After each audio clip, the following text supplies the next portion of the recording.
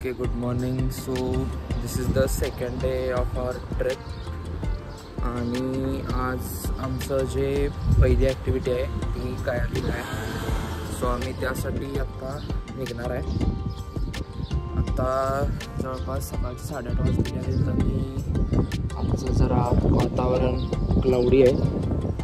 So let's hope की कायाकिंगच्या वेळी पाऊस नाही पडणार, कारण जर तसं झालं तर मोस्ट ऑफ द टाइम्स त्यांनी ॲक्टिव्हिटीज सगळ्या कॅन्सल करतात.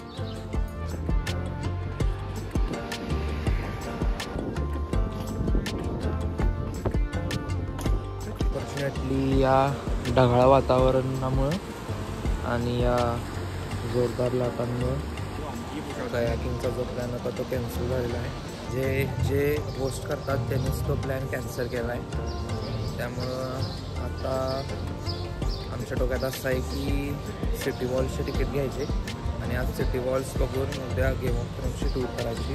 एक नवीन ॲक्टिव्हिटीच्या शोधात आम्ही चाललेलो आहे. आणि इथले जे रस्ते आहेत ते मोस्टली असे स्टेअर्सच्या फॉर्ममध्ये आहेत, कारण बाकीचे जे आम्ही कंट्रीज व्हिजिट केल्या त्या व्हिएना आणि एस्टोनिया त्यामध्ये जे असे रस्ते होते ते खडकाळ होते. पण हा माउंटनमध्ये एरिया असल्यामुळं मे बी इथं स्टेअर्सचं प्रमाण जास्त आहे आणि असे स्टीप एकदम रोड्स आहेत. तर आता थोडा पाऊस पडतो आहे. होपफुली तो वाढायला नको, कारण माझ्याकडं आता मला कॅमेरा आहे. तर इकडं गेम ऑफ थ्रोन्सची भरपूर क्रेज आहे.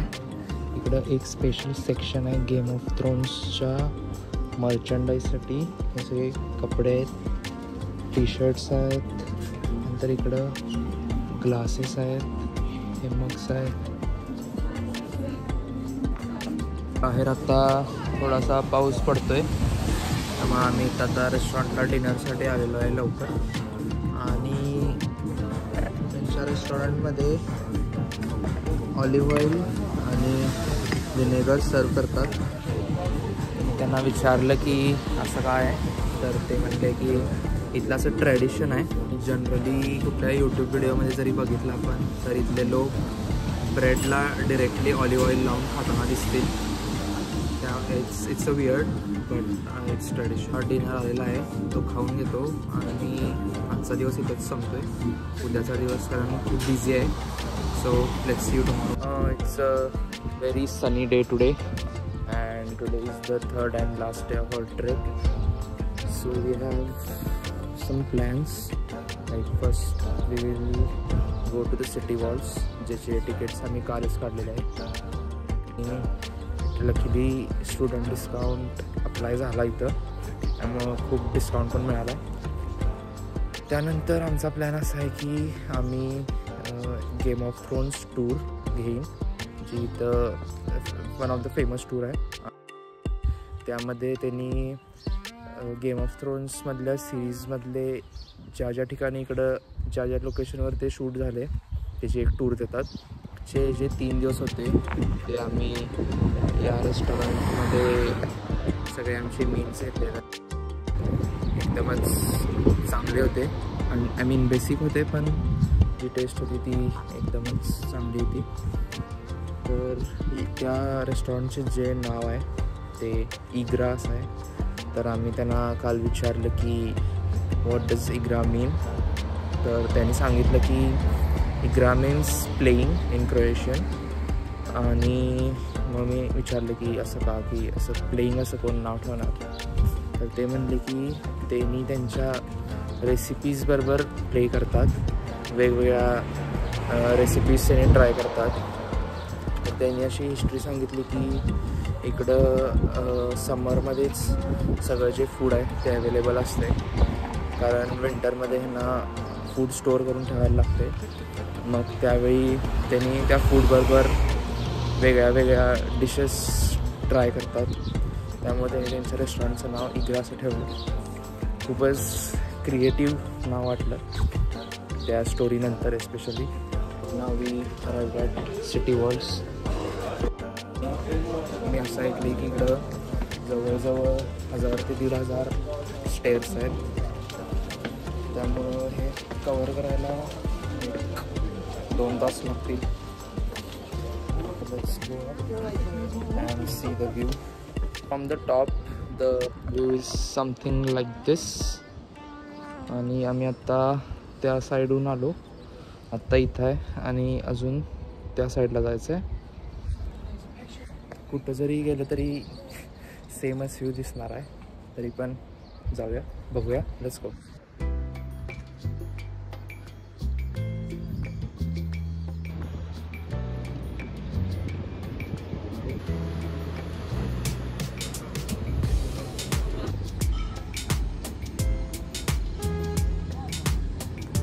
सिटी वॉल्सच्या एकदम टॉप पॉईंटला आलेलो आहे. इथं हा क्रोएशियन फ्लॅग आणि इकडून ओल्ड टाउनचा व्ह्यू असा काहीसा दिसतोय. त्या साईडला लोक्रम आयलंड, इकडे एक बास्केटबॉल कोर्ट पण आहे. तर मी मगाशी एका गाईडला बोलताना ऐकलं की जर तुम्हाला इकडं कुठं प्रॉपर्टी घ्यायची असेल तर त्याचा आत्ताचा रेट जवळजवळ 1 मीटर स्क्वेअरचा 4000 युरो चालू आहे.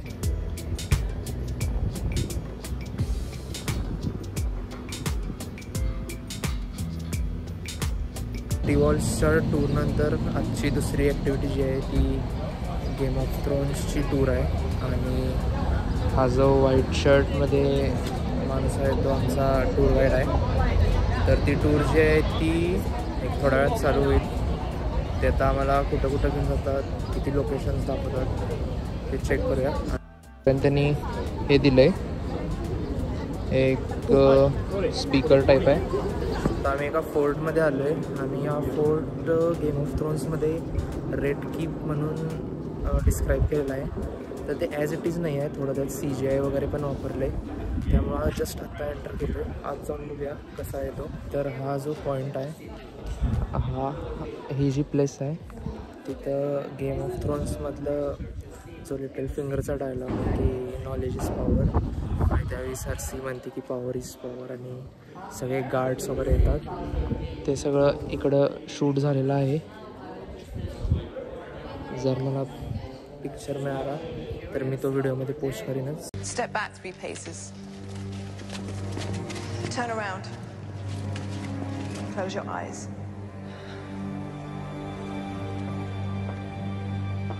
Power is power. When they were standing, if you remember, when they were preparing the Blackwater Bay battle, waiting for Stannis to arrive with his army. Most expensive scene in 8 years. Do you know that they also filmed The Last Jedi Star Wars here? लाईफमध्ये कधी वाटलं नव्हतं की एका दुसऱ्या कंट्रीमध्ये येऊन Cliff jump करीन, बट आय डिड इट. अर्धच का असं ना पण केलं.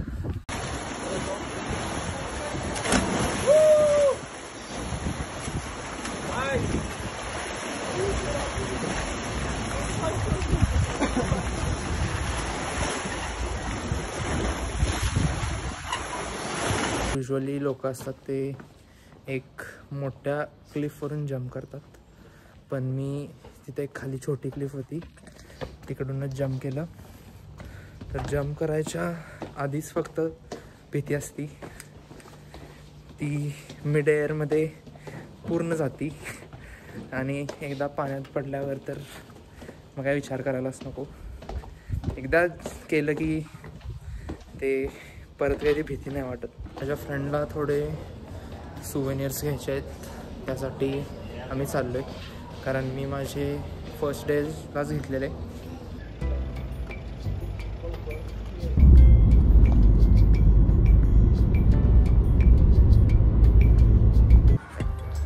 So this is how beautiful it looks during the blue hour.